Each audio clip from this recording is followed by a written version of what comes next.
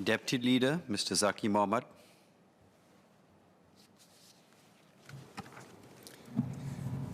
Mr. Deputy Speaker, on behalf of Leader, I beg to move that the proceedings on the business set down on the order paper for today be exempted at this day's sitting from the provisions of Standing Order Number 2.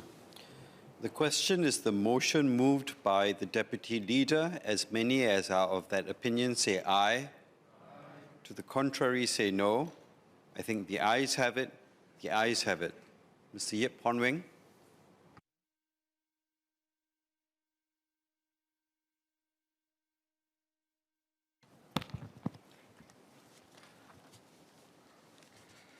Mr. Deputy Speaker, sir, I support the move to establish the Public Defender's Office, or PDO. I believe that the PDO will help to reduce the inequality in our criminal justice system by providing legal representation to the vulnerable and low-income citizens and PRs. Notwithstanding, I have several clarifications on the PDO bill.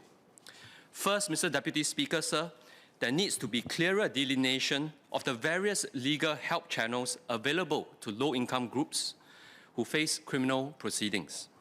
Currently, they have a few options. One is the criminal legal aid scheme or class. There may be an overlap in matters covered by both class and the PDO.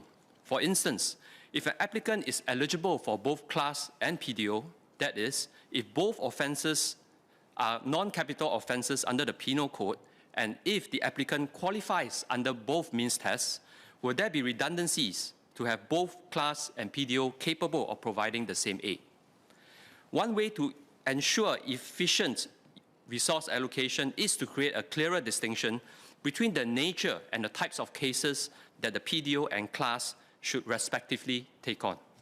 The PDO hires full-time lawyers and pays them for their work. On the other hand, lawyers under class volunteers their services and expertise. Therefore, I believe it would be fairer for the PDO to take up more complex cases. They should also take up the bulk of the cases. The PDO with more resources at their disposal may be better positioned to handle the greater workload. This is compared to pro bono lawyers who often have to manage other paid work concurrently. In fact, how would the interplay between class and PDO evolve the legal aid landscape in the future? For instance, for offences that are covered by class and not PDO, and vice versa. Furthermore, what about offences that are not covered by class or PDO? Will there be regular reviews as to what offences should be included or excluded for aid granted under class or PDO? In this regard, who should inform the accused of the aid available? This is particularly important since the person would usually be in a very stressful situation. Would it be possible to use the Public Defender's Bill to also provide for such a support structure? On a related note, with the establishment of the PDO, it is imperative to communicate the different avenues of legal help to the public in clear and simple terms. Potential applicants may be less educated. To many, the legal system is not something that crosses the mind of one on a regular basis. How does the government intend to do this so that the average Joe can understand and navigate the various means for free or subsidized legal support? Community legal clinic volunteers should also be advised so that they are able to dispense timely and up-to-date information. Ultimately, both initiatives, in addition to the functions of the Legal Aid Bureau, need to be clearly positioned to avoid potential confusion by the public. Second, Mr. Deputy Speaker, sir, can the Ministry clarify why offences under many pieces of legislation have been excluded? The idea of broadening access to justice through the setting up of the PDO should not be narrowly construed. No one, regardless of their alleged offence committed, should be less deserving of access to legal representation. Related to the above, should regulatory offences be included? Members Louis Ng and Saktiandi also raised this point. For instance, should serious traffic offences be covered under the PDO? Are the accused eligible for legal assistance or criminal legal aid for serious traffic offences that carry potential jail terms? Almost all cases of perceived careless driving carry a potential jail term, with reckless and dangerous driving carrying a potential jail term of up to 8 years for a first-time conviction. Serious traffic offences are often complex in nature. I refer to accidents where multiple parties or even the victim could be partially responsible. The high stakes make it even more critical that the accused parties have the necessary resources to legal aid. I've met residents at my MPS session who were involved in serious traffic offences and needed help. They fit the criteria for means testing. However, traffic offences which carry the risk of custodial sentences do not appear to be covered under class. As such, their options are limited. I pause here to note that whilst the assumption is that most drivers have adequate means, we must not forget that several drivers do not own the vehicles that they are operating. These include bus or delivery drivers. Some may even be private hire or taxi drivers too. Third, Mr. Deputy Speaker, sir, ensuring cost efficiency is a must. This is especially so in our current economic climate. Now the intention is to have the PDO publicly funded. On top of this, the government will continue to provide co-funding to CLAS and to expand the coverage so that more vulnerable residents will get the help they need. How will the government ensure that costs do not spiral? What are the safeguards in place?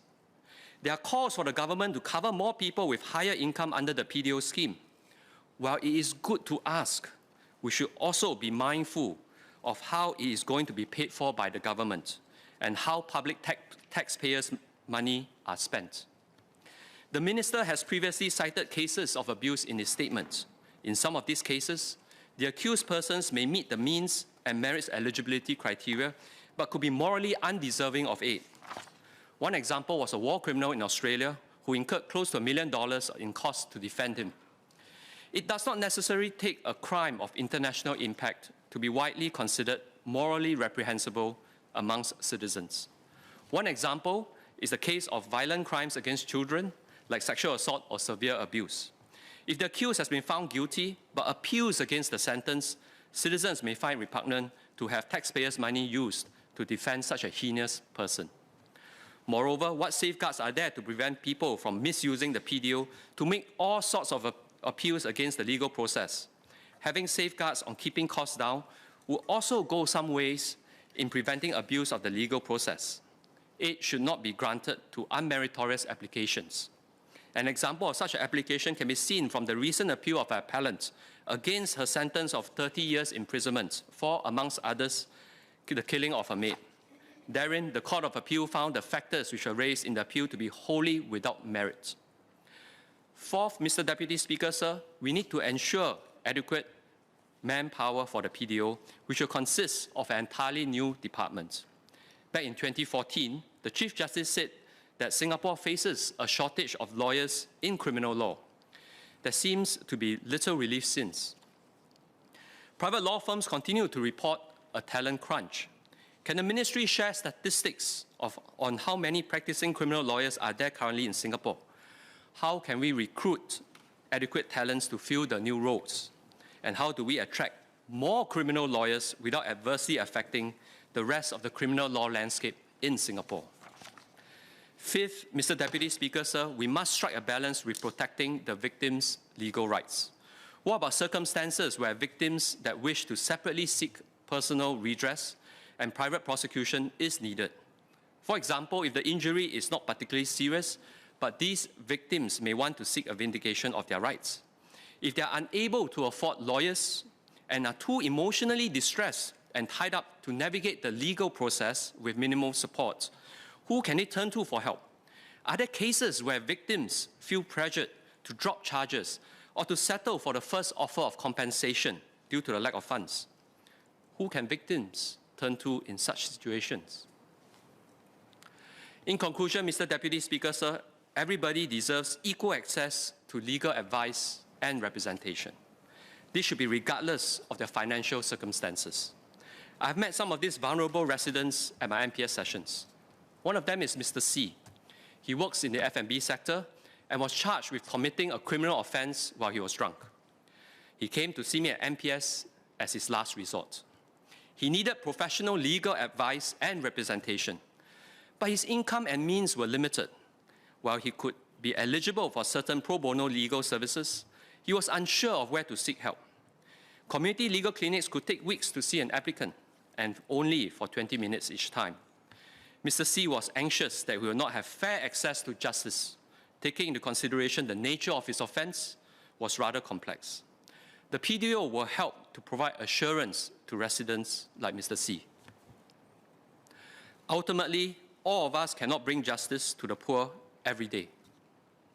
But with the PDO, together with other schemes in place, creates a holistic system that allows us to be a more caring nation, to reach deeper into ourselves, to find ways to help every Singaporean achieve equality and justice.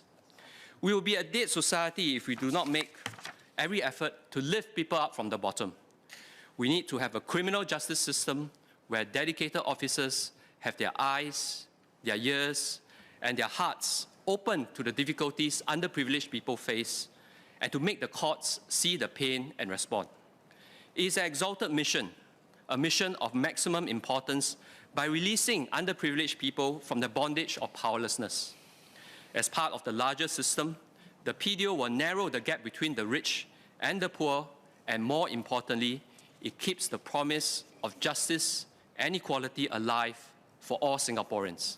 I support the bill. Thank you.